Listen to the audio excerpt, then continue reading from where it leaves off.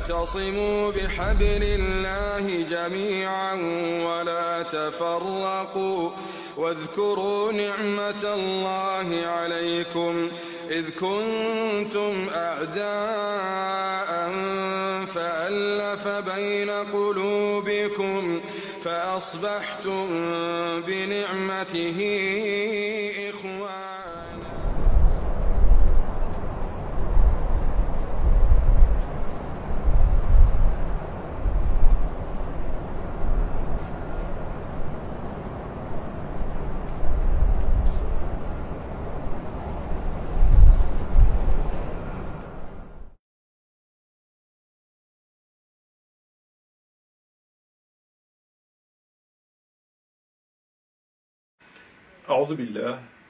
أعوذ بالله من الشيطان الرجيم بسم الله الرحمن الرحيم الحمد لله رب العالمين والصلاة والسلام على سيدنا محمد وعلى آله وصحبه أجمعين والسلام عليكم ورحمة الله وبركاته. Frères et sœurs, assalamu alaikum wa rahmatullahi wa barakatuh. J'espère que vous allez tous et toutes bien en cette fin d'après-midi de ce jour de mardi 29 janvier. Il est précisément 18h52, bonsoir à toutes les personnes n'étant pas de confession musulmane qui écoutent cette présente vidéo.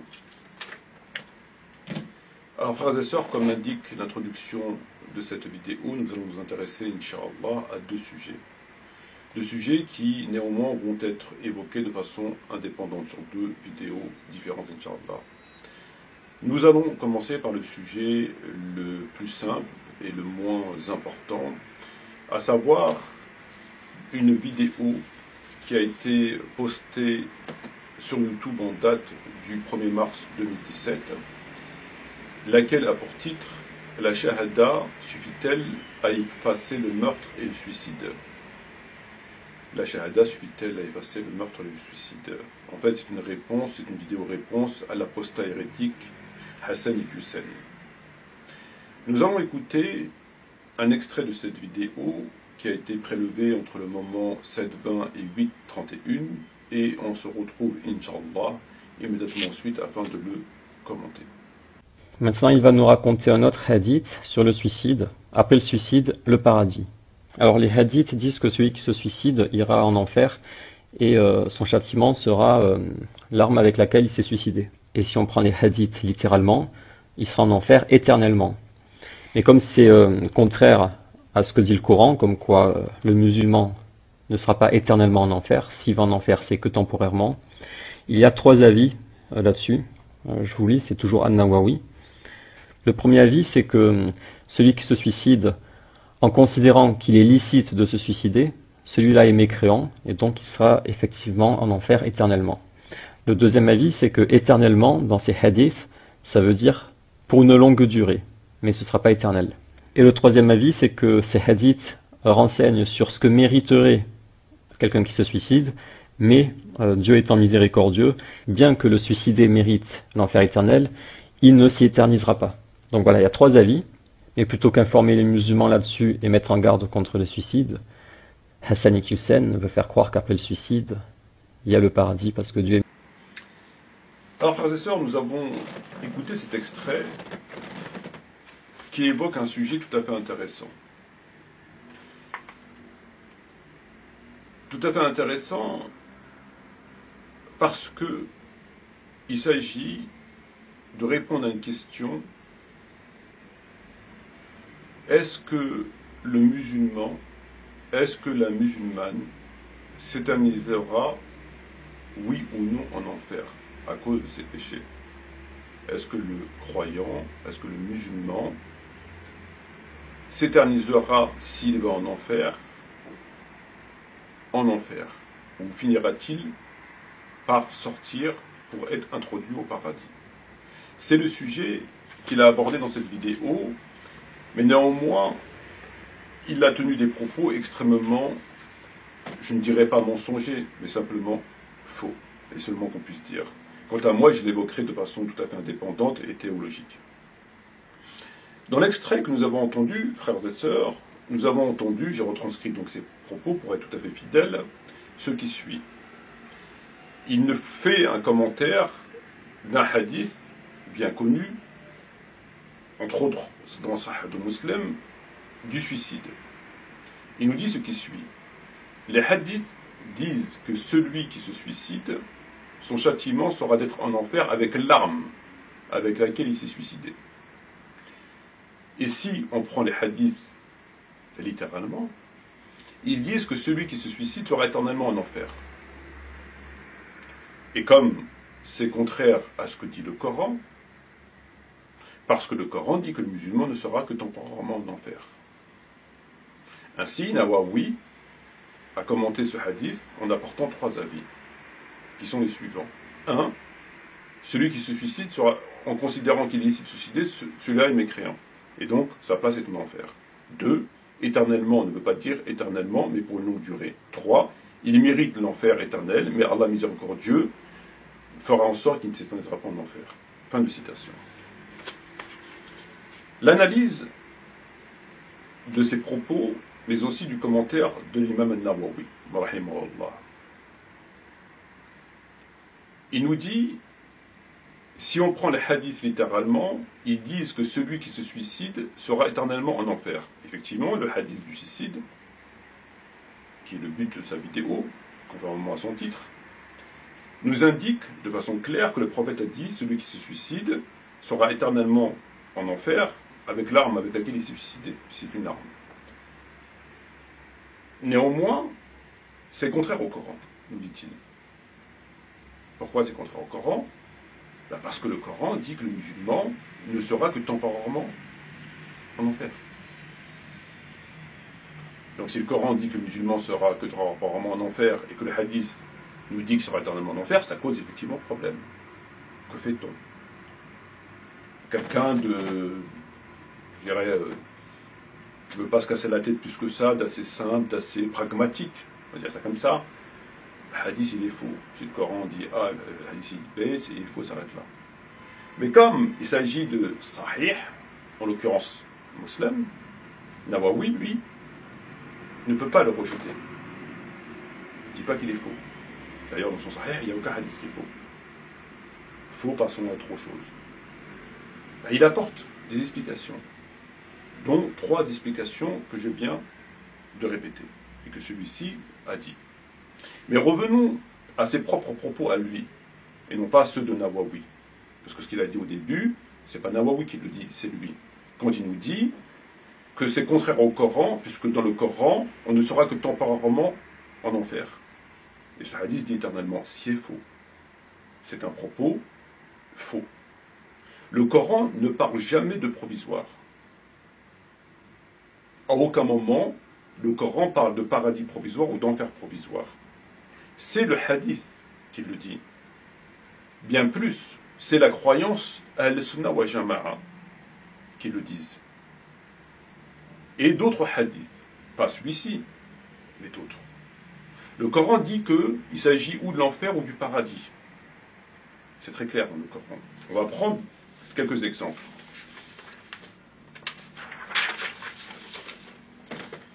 فَمَنْ ثَقُلَتْ مَوَازِنُهُ فَأُولَئِكَ هُمُ الْمُفْلِحُونَ.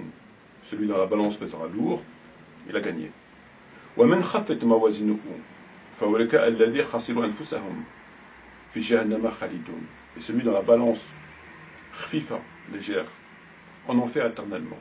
Éternellement. Pas provisoirement, éternellement. تِلْكَ حُدُودَ اللَّهِ وَمَنْ يُطِعِ اللَّهَ وَالرَّسُولَ يُدْخِلْهُ جَنَّاتٍ تَجْرِي مِنْ تَحْتِهَا الْأَنْهَارُ خَالِدِينَ فِيهَا وَذَلِكَ فَوْزٌ عَظِيمٌ. Telles sont les lois de Dieu, les hudud. Celui qui les respecte, paradis. وَمَنْ يَعْصِ اللَّهَ وَالرَّسُولَ. Celui qui désobéit à Dieu, à son messager. وَيَتَعَدَّ حُدُودَهُ. Et qui viole ses lois. يُدْخِلْهُ نَارٍ خَالِدِينَ فِيهَا. Il leur entrera en enfer éternellement. وَلَهُ عَذَابٌ مُهِينٌ. أَلَمْ يَعْلَمُوا إِنَّهُ مَنْ يُحَدِّدْ اللَّهَ وَالرَّسُولَهُ فَإِنَّهُ لَهُ النَّارُ جَهَنَّمَ خَالِدٍ فِيهَا ذَلِكَ الْجَزَاءُ الْعَظِيمُ. بل من كسب سيئة وحطت به خطيئته فأولئك أصحاب النار فيهم خالدون. ومن خفف موازينه فأولئك الذين خسروا أنفسهم في جهنم خالدون.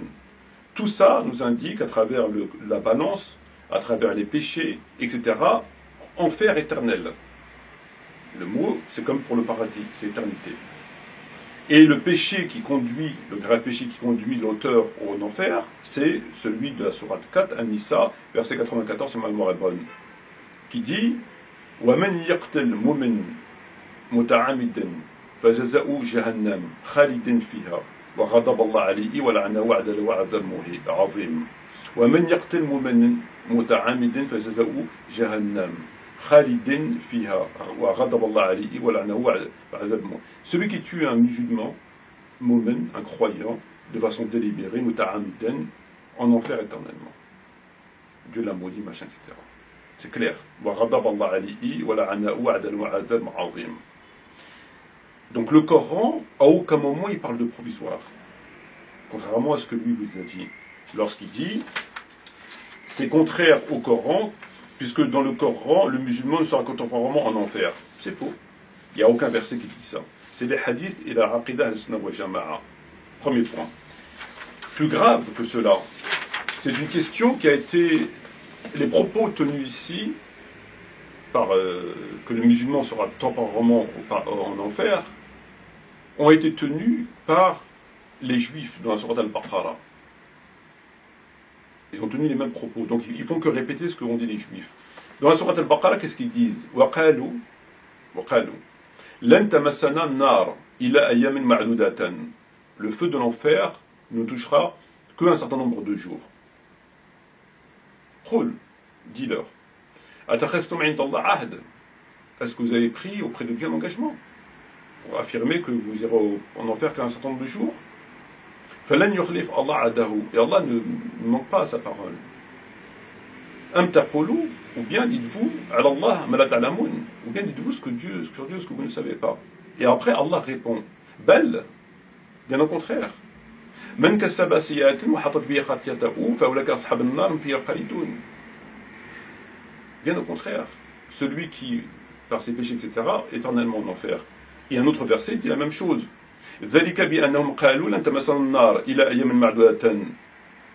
Exactement la même chose. Donc nous avons deux cas. Nous avons la même position qui a été tenue par des gens, des juifs qui disaient que l'enfer provisoirement, on a la réponse.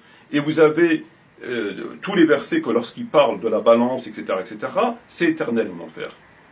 Il n'y a pas de provisoire dans le Coran. Ça n'existe pas le provisoire. Vous ne trouverez jamais un verset qui vous dira provisoirement tu iras au paradis ou en enfer. Ça n'existe pas. Donc lorsqu'il vous dit que ce hadith est contraire au Coran parce que le Coran parle de provisoire, c'est faux. Le Coran ne parle pas de provisoire. Premier point. Par contre, ce hadith contredit, à défaut du Coran, il contredit la croyance à Ahl-Sunnah wa Jama'a. Lorsqu'on prend Sahih de Muslim, on va à la page 271.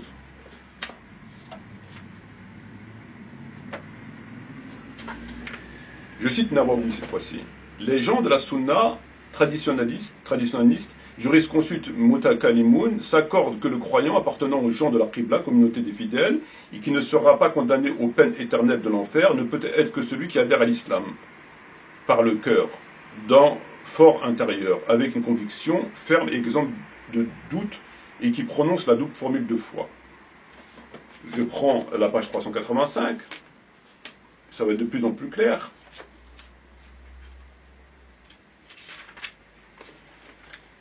Ainsi, quiconque meurt en professant l'unicité de Dieu ne saurait être éternisé en enfer, même s'il est coupable de péchés graves. De même qu'il est impossible que quelqu'un qui meurt en impie d'accéder au paradis, même s'il aura accompli de grandes œuvres. Et à la page 580, pour terminer,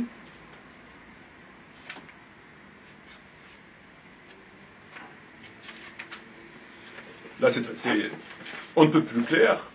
À l'opposé, quiconque meurt en associant rien à Dieu, autrement dit sans être polythéiste, sera admis au paradis de façon certaine et catégorique. Même s'il faut préciser que s'il n'est pas coupable de péché mortel et qu'il n'est pas mort en impénitent ou pécheur invétéré, il entrera au paradis en premier lieu, dès le premier moment, c'est-à-dire dès qu'il est le bab le jannah. Avec les premiers entrants, par contre, s'il est coupable de grands péchés, donc kaba'ir, et qu'il meurt en impénitent, son tort sera voué exclusivement à la volonté de Dieu. Si Dieu le gracie, il entrera au paradis avec les premiers, donc avec les autres qui rentrent au début, qui n'ont pas commis de péché.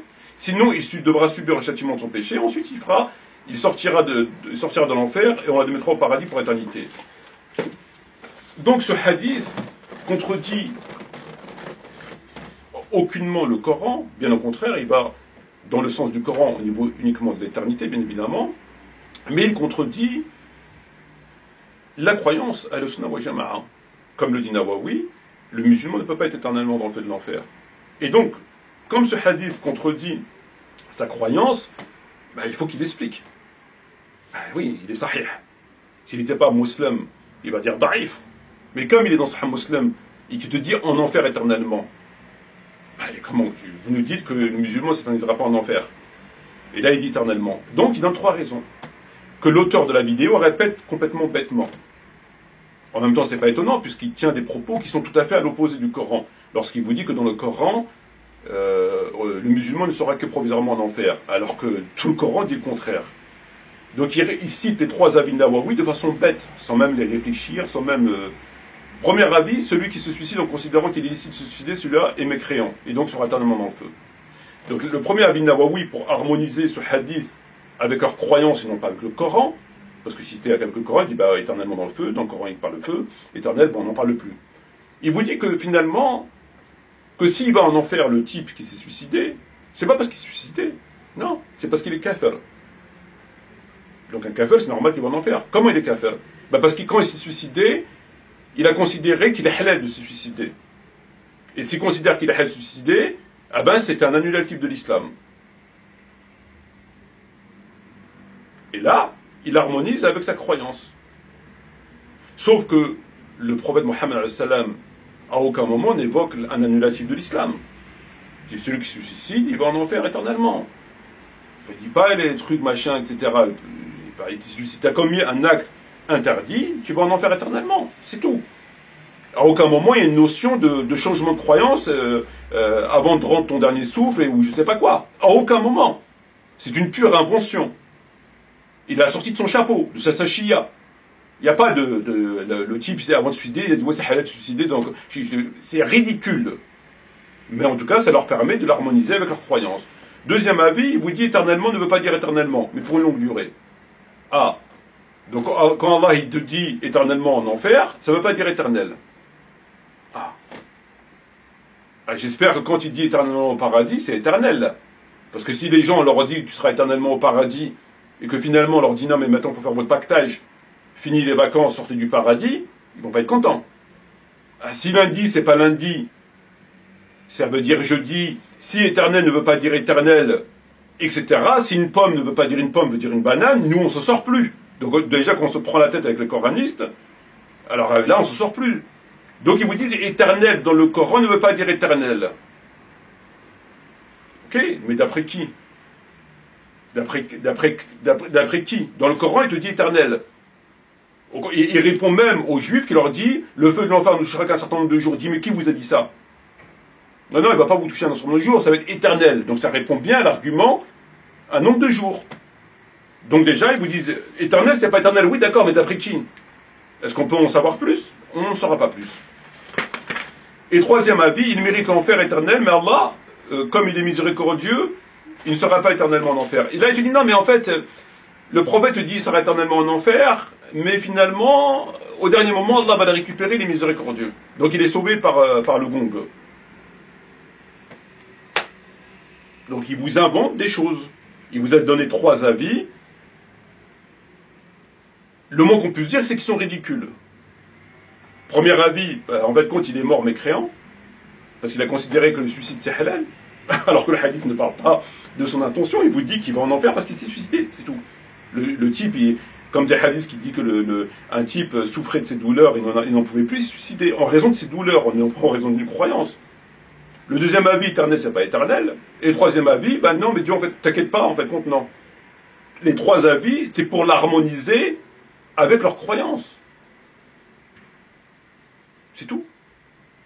Parce que pour eux, le musulman, comme l'a dit Nawawi, il ne peut pas être en enfer éternellement. Si on prend la sourate 4, verset 94, on a demandé à Ibn Abbas estimait que celui qui se rend coupable d'un meurtre intentionnel sur la personne d'un croyant a commis un péché irréparable, que nulle rédemption ne serait effacée. Cependant, la majorité des érudits anciens et contemporains jugent que même ce meurtre est passible de pardon de la part de Dieu, pour peu que le coupable se soit sincèrement repenti et qu'il s'efforce de ne plus entreprendre de cette action. Donc, Ibn Abbas, dans l'état facile que vous pourrez lire à chaque fois, on va prendre sur Tabari, Abdullah ibn Abbas, on a posé la question à Abdullah ibn Abbas, quel est ton avis à propos d'un homme qui a tué délibérément un croyant? Ibn Abbas lui répondit, sa sanction sera la Jahan où il demeurera immortel, un châtiment immense. Que penses-tu que s'il se repent et croit et fait de bonnes œuvres, puis suit la bonne direction? Ibn Abbas répondit, sa mère l'a perdu. Et comment donc pourrait-il y avoir pour lui une rémission et une bonne direction? Par celui qui tient mon âme entre sa main, j'ai entendu le prophète, etc., etc. Et il te dit que ce verset, rien n'est venu l'abroger.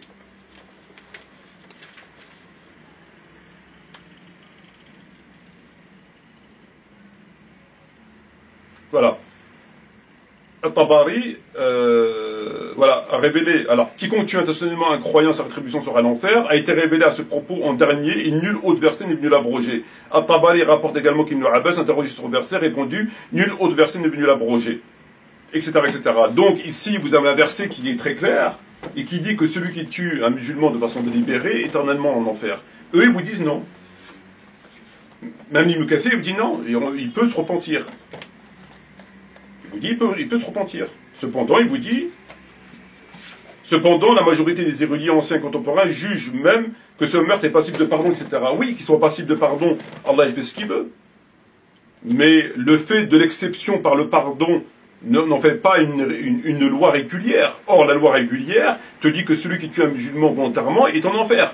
Après, Allah, s'il veut lui pardonner, ben, il lui pardonne. Et nous, on doit se saisir de la loi régulière et non pas de l'exception, pour en faire une loi. Et donc, si on se saisit de la loi régulière, ça contredit la croyance que l'on connaît, à savoir qu'un musulman ne peut pas s'éterniser en enfer éternellement, conformément à la croyance de la Sunna wal Jama'a. Donc, l'analyse de ce que nous avons entendu, elle est sur deux niveaux. Premier niveau, c'est qu'il nous dit que ça contredit le Coran, parce que dans le Coran, c'est temporaire. Ça n'existe pas. Premier point. Deuxième point, le Coran dit tout temps éternel. Le Coran a déjà répondu à ces arguments en leur disant, ils disent qu'un certain nombre, le feu de l'enfer ne touchera qu'un certain nombre de jours. Donc il a déjà répondu. Il a déjà répondu, qui vous a dit ça? Et enfin, dernier élément, c'est les trois arguments avancés par Nawawi, qui sont, enfin c'est quand même incroyable. Mais tout ça pour les harmoniser avec leurs croyances, qui contredit le Coran. Ça contredit le Coran, comme on l'a vu. Il y a des péchés qui envoient en enfer. C'est clair. Et éternel. Mais éternel, c'est pas éternel. Alors si éternel, c'est pas éternel, et que lundi, c'est pas lundi, et qu'une pomme, c'est pas une pomme, et que éternel au paradis, ben dans ces cas-là, il n'y a pas de problème. Mais encore faudrait-il qu'il nous explique. Parce que ça fait un petit peu court. Et ça contredit d'autres hadiths sahih. Ce hadith qui dit éternellement au paradis, en enfer, contredit d'autres hadiths. Le fameux hadith avec Mu'adh, radiyallahu anhu, quand il lui dit que la yamassaw nar jahannam, man shahada la ilaha illallah, la yamassaw nar jahannam. Bukhari, Muslim. Man qala la ilaha illallah, man qala la ilaha illallah, la yamassaw nar jahannam. Celui qui dit qu'il n'y a de Dieu que Dieu, le feu de l'enfer ne le touchera pas. C'est pas qu'il va en enfer et qu'il sorte. Le feu ne le touchera pas. Donc ce hadith vient encore contredire d'autres hadiths sahih. Donc il contredit leur croyance et il contredit d'autres hadiths sahih. Mais il est en harmonie avec le Coran. Parce que dans le Coran, on parle d'éternité.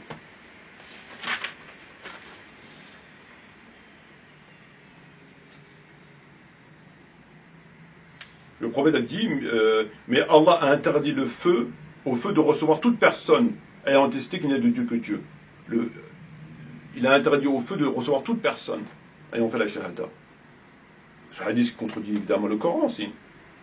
Dans le Coran, il n'y a pas écrit ça, mais il contredit aussi la croyance de la Sunna Jama'a.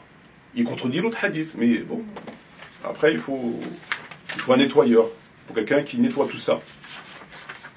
Et la base pour nettoyer tout ça, c'est le Coran. C'est la base, c'est le Coran, c'est pas le hadith. Le Coran, il n'y a pas de chaîne de transmission. L'ilm, la science du an.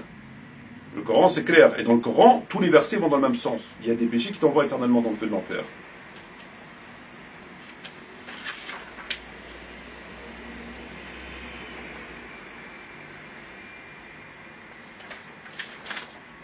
Enfin, pour terminer rapidement, hier on avait évoqué la sourate 17, verset 46. On va reprendre ici rapidement le segment à travers ce tafsir, parce que eux c'est des spécialistes de la langue arabe, donc on va voir comment ils l'ont compris. Le segment est quand tu évoques dans le Coran ton Seigneur l'unique, en appelant à son unicité et en mettant en garde contre le polythéisme. Il tourne le dos, donc il a compris exactement comme c'est écrit. On ne peut pas le comprendre autrement, parce qu'il fait tafsir en appelant à son unicité, il ne parle pas du Coran, et en mettant en garde contre le polythéisme. Si vous prenez tafsir d'Ibn Kathir, ici, sur 17, il va nous expliquer aussi, lui, qu'est-ce qu'il a compris par rapport à ce segment. وَإِذَا ذَكَرْتَ رَبَّكَ فِي الْقُرْآنِ وَحْدَهُ وَإِذَا ذَكَرْتَ, lorsque tu évoques shkun rabbaka, lorsque tu évoques ton Seigneur, à travers le Coran, fil Qur'an wahdahu. Donc ça renvoie à Allah évidemment. Donc le segment Ibn Kathir nous dit ce qui suit. Et quand dans le Coran tu évoques ton Seigneur l'unique, donc ce segment, voilà ce que nous dit Ibn Kathir. Quand en récitant le Coran, quand tu récites le Coran, tu reconnais l'unicité de Dieu en déclarant qu'il n'y a d'autre Dieu que Dieu. Ils tournent le dos, c'est-à-dire qu'ils se détournent et s'en vont. Voilà. Donc si eux on va leur reprocher de ne pas connaître la langue arabe, alors dans ces cas-là. Sur ce, je vous remercie. Assalamu alaikum wa rahmatullahi wa barakatuh.